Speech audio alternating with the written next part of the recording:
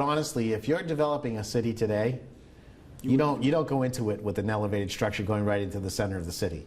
It just doesn't make any sense.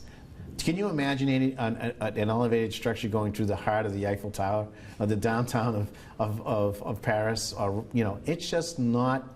It's not the way cities were founded. It's not the way cities should be. Again, it has. I understand the rationale and the historical thread.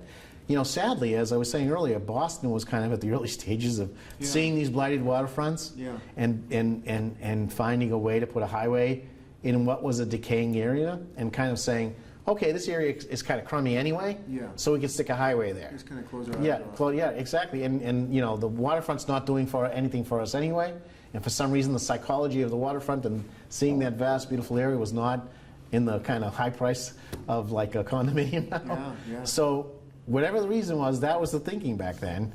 And so, okay, but let's not repeat that mistake. If something's falling down and ready to crumble, and you have a chance to rethink that strategy, don't be trying to put lipstick on something that's really ugly.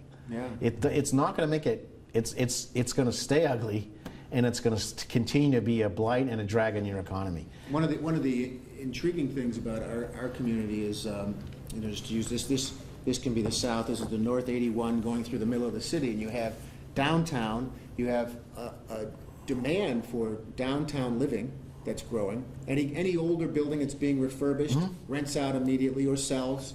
And we have an Armory Square district, which is great bars, restaurants. It's like a lot of cities.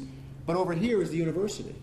And the university decided a few years ago, let's do something called the connective corridor. We'll re-landscape one of the main roads. We'll take it under the highway to try to reconnect the university with downtown. But we still have the highway as the barrier. So they're recognizing we want to do something called the connective corridor. The community's talking about that, but we still have this physical barrier. That's kind of classic irony, isn't it? It is classic irony. And so connectivity has been a urban design principle and a kind of humanistic character and value that we've all had since the beginning and shaping of cities. Meaning we love the idea of connecting. And so when we're thinking about connectivity in urban fabric and city design, that's a high priority for us to think about the future of cities.